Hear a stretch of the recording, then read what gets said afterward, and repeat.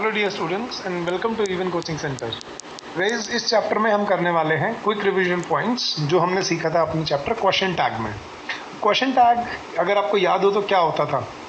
Question tag में एक sentence given होता है और उसके एंड में आपको साथ में एक क्वेश्चन को टैग किया जाता है और उस क्वेश्चन टैग पे बहुत एग्जाम में गलतियां आती हैं, तो ये बहुत इंपॉर्टेंट है और बहुत स्कोरिंग भी है। ठीक है, इजी से इसके रूल्स हैं जो आपको समझने हैं और उसके बाद देखना कभी गलती नहीं करोगे आप इसमें। तो चलो गाइस, आई होप आप सबने पढ़ लिया होगा क्वेश्चन टैग अच्छे से, तो उसको रिवाइज करते हैं और अपनी रिवीजन को कंटिन्यू करते हैं। तो ये है अपना क्वेश्चन टैग। सबसे पहले तो समझते हैं क्वेश्चन टैग होता क्या है guys. A question tag is a question added at the end of a sentence. Speakers use question tags chiefly to make sure their information is correct और टू सीक आर्ग्यूमेंट। जैसे मैं बोलता हूँ it is very cold today, isn't it? तो it is very cold today, अब देखो जैसे मेरे को आज ठंड लग रही है मान लो, ठीक है, it is very cold today, आज बहुत ठंड है।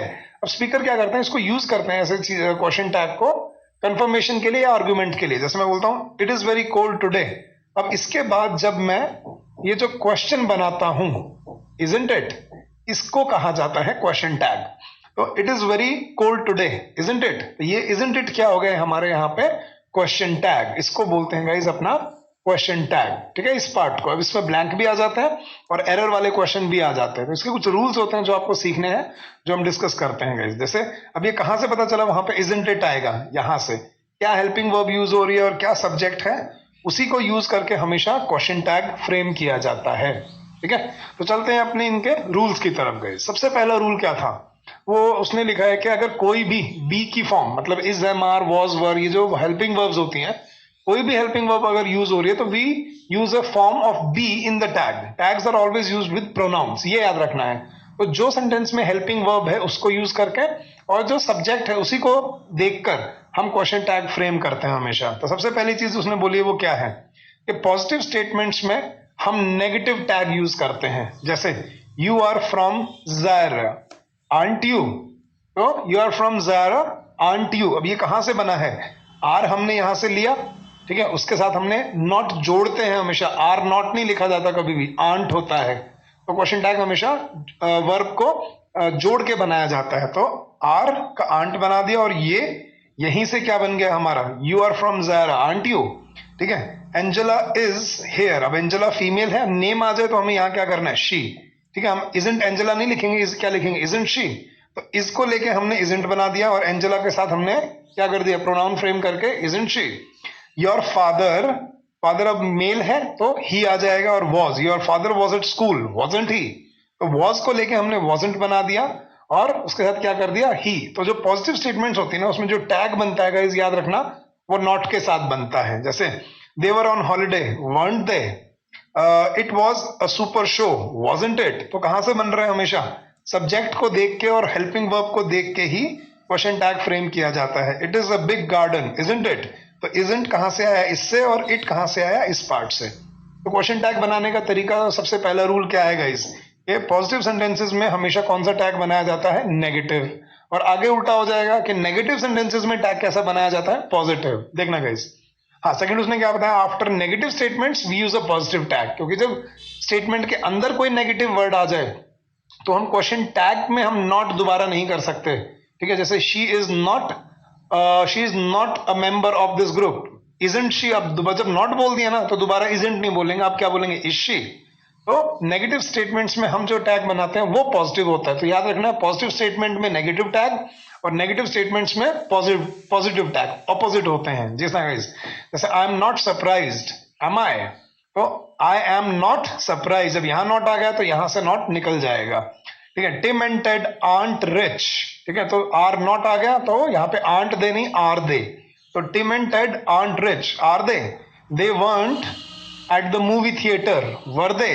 ठीक है, that isn't Ben, is it. ठीक है, you are not a policeman, are you. ठीक है, we aren't lucky, are we. Amanda isn't at home, is she.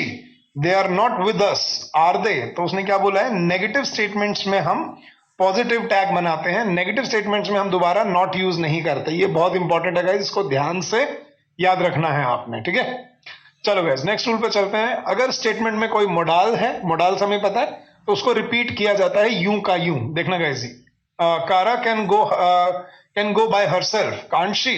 तो जो कैन मोडाल यूज हो रहा है उसी को हम यहां पर क्या करते हैं, repeat. You should get up early, shouldn't you? ठीक है. You wouldn't do that, would you? और you must help them, mustn't we? We must help them, mustn't we?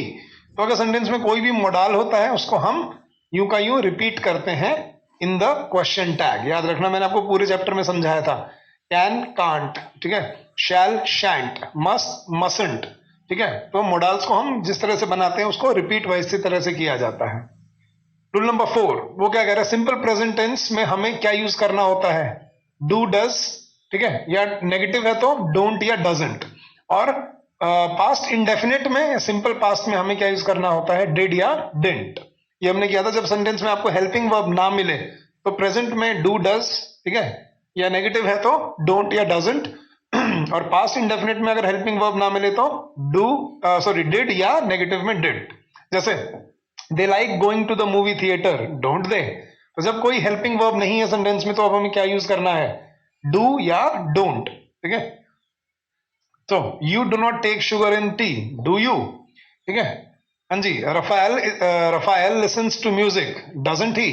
Singular है तो डजंट, प्लूरल है तो डू या डोंट. हाँ जी. Alan works at a bank, doesn't he? ठीक है. You all watch TV during the night, didn't you? हाँ जी. Alisha went to the movie theatre, didn't she? He didn't read the novel, did he? और Andrew doesn't live here, does he? तो जब आप sentence को present indefinite में या past indefinite में पाओ तो आपको डू, डज, डोंट या डजंट, और पास्ट में इंडेफिनिट में पाओ तो डिड या डिडंट यूज करना होता है. ये बहुत इंपॉर्टेंट है, इस पे बहुत बार गलतियां बन जाती हैं. ठीक है गाइस. चलो नेक्स्ट. अगर उसने क्या बोला है कि अगर सेंटेंस में statement somebody, anybody, nobody, everybody, no one and neither, अगर ये हो जाए तो अब क्वेश्चन टैग में जो है ना हमें प्रोनाउन यूज करना होता है दे. ये याद रखना गाइस. ऑल्दो मैंने सब्जेक्ट वर्ब एग्रीमेंट में क्या समझाया था, ये वर्ड सिंगुलर होते हैं, लेकिन क्वेश्चन टैग में इसका एक्सेप्शन क्या था, इसके क्वेश्चन टैग हमेशा प्लूरल बनते हैं. तो somebody entered the garden, didn't they? अब समबडी वैसे सिंगुलर होता है लेकिन समबडी को साथ भी हम क्या फ्रेम करेंगे, didn't they? Everybody was upset, अब वॉज की देखना, यहां पे वर्ब भी प्लूरल हो गई, weren't, और प्रोनाउन भी प्लूरल हो गया, weren't they. हाँ जी. Nobody objects to the plan, अभी देखो यहां वर्ब सिंगुलर है लेकिन यहां पे वर्ब भी प्लूरल हो जाती है और प्रोनाउन भी क्या हो जाता है, प्लूरल. तो याद रखना है गाइस कि अगर आपको इन वर्ड्स में से कोई वर्ड सेंटेंस में अगर आपको सब्जेक्ट की तरह दिखे तो उसका जो क्वेश्चन टैग होगा वो हमेशा प्लूरल वर्ब के साथ और प्लूरल ही प्रोनाउन के साथ बनाया जाता है. ठीक है. चलो गाइस, फिर कुछ और वर्ड्स बताया उसने. अगर किसी सेंटेंस में आपको no, no one, nothing, nobody, scarcely, hardly, hardly ever, never, neither, seldom, under no circumstances, मतलब नेगेटिव वर्ड्स मिले, नेगेटिव वर्ड समझते हैं ना, नेगेशन वाले, no, not, never, neither, nor, hardly, barely, rarely, scarcely, seldom, nothing, nobody, under no circumstances, hardly ever, तो ये सब negative meaning देते हैं सेंटेंस को. और नेगेटिव में हमने क्या देखा था, तो इनके साथ जब स्टेटमेंट होती है नेगेटिव, अगर कोई एलिमेंट है सेंटेंस में तो उसका जो क्वेश्चन टैग है वो नेगेटिव नहीं पॉजिटिव बनाया जाएगा, उसमें से हम नॉट निकाल देंगे. जैसे Julia hardly ever drinks Coke, does she? Doesn't she नहीं होगा, अब यहाँ पे क्या रहेगा, डज शी, क्योंकि एक नेगेटिव एलिमेंट पहले ही सेंटेंस में है. Nothing will cure his illness, will it? He never acts like a gentleman. ठीक है. Does he? she is hardly the right person for the job, is she? and she is no good, it is no good, is it? तो basically जब भी आपको sentence में से इनमें से कोई नेगेटिव वर्ड मिल जाए या इनमें से कोई वर्ड मिल जाए तो याद रखना जो क्वेश्चन टैग होगा वो नेगेटिव नहीं, वो पॉजिटिव बनाया जाता है, क्योंकि ऑलरेडी जब एक नेगेटिव एलिमेंट आ जाए उसको दोबारा हम पॉजिटिव में, दोबारा नेगेटिव में नहीं करते, अब उसको पॉजिटिव में रखा जाता है. ठीक है. चलो गाइस, रूल नंबर 7 चलते हैं. तो उसने क्या बोला कि अगर किसी सेंटेंस का स्टेटमेंट दैट या दिस हो जाए, दिस या दैट, तो प्रोनाउन यूज क्या किया जाता है इसके साथ क्वेश्चन टैग में, इट. और अगर बाय चांस अगर सेंटेंस में सब्जेक्ट दीज या दोज हो जाए तो क्वेश्चन टैग में क्या यूज किया जाता है, दे. तो ये याद रखना गाइस, दिस और दैट के साथ क्या यूज होगा, इट, और दीज और दोज के साथ क्या यूज होगा, दे. तो ये याद रखना है guys. This is an expensive necklace, isn't it? तो दिस के लिए क्या बना, इट. हाँ जी, दोज आर, अब ये प्लूरल आ गया, those are very naughty children, aren't they? तो दिस दैट के साथ इट और दीज दोज के साथ दे। हाँ जी, that wasn't a big surprise was it, और these weren't yours were they? तो बेसिकली जब हम दिस और दैट को यूज करते हैं क्वेश्चन टैग बनाते हो तो क्या यूज होता है? इट, और दीज और दोज के साथ क्या यूज होता है? दे। ठीक है, चलो नेक्स्ट रूल नंबर 8। जब भी कभी भी हम यूज करते हैं देयर प्लस बी का कॉम्बिनेशन सेंटेंस में, तो प्रोनाउन क्या यूज किया जाता है? देयर। जैसे there isn't a hotel next to the museum, is there? तो देयर को देयर ही रखा जाता है। There won't be any trouble, will there?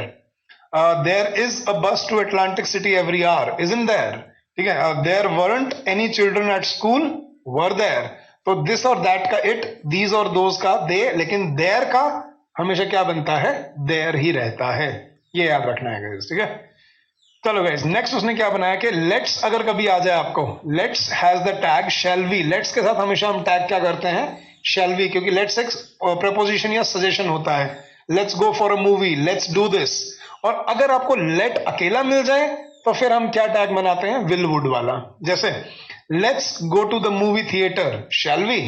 Let's have a party, shall we? तो इसका फिक्स होता है हमेशा गाइस, लेट्स के साथ फिक्स मान लेना हमेशा क्या यूज होता है? शैल वी, क्योंकि लेट्स का मतलब भी क्या होता है? Let us.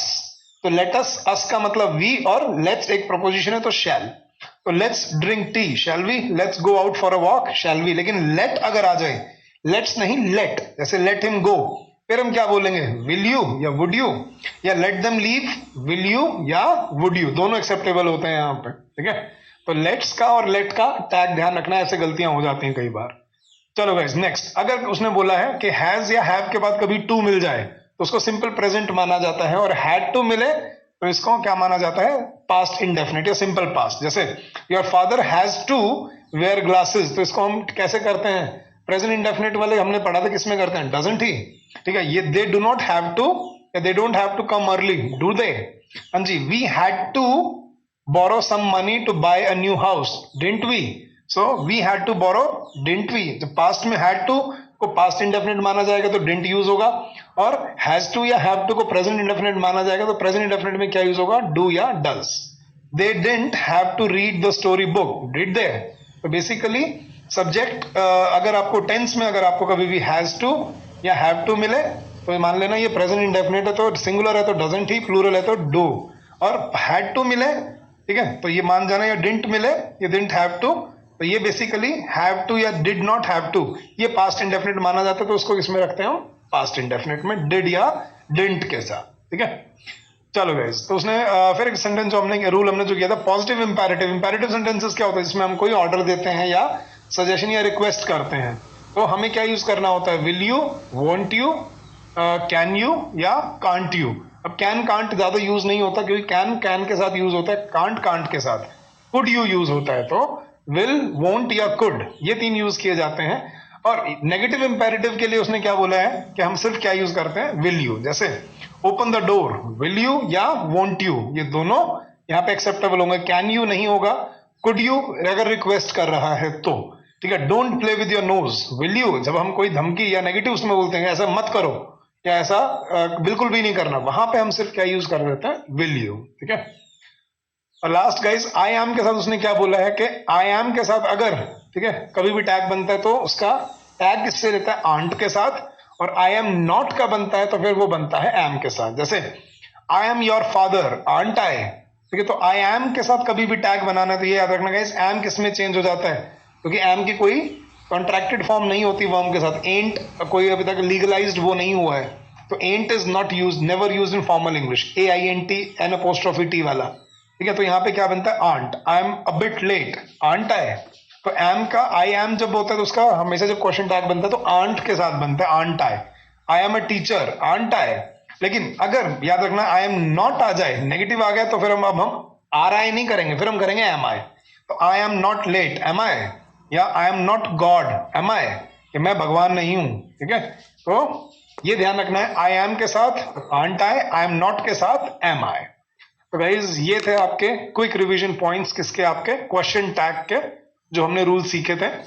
With language and examples. तो आई होप रिविजन सही चल रहा है आपका, इनको अच्छे से फिगर आउट करके प्रैक्टिस करते चलना है, ताकि हम कोई भी चीज पीछे ना छोड़ दें उसमें। ठीक है, चलो guys, so that's it for this session. Thank you so much and happy learning to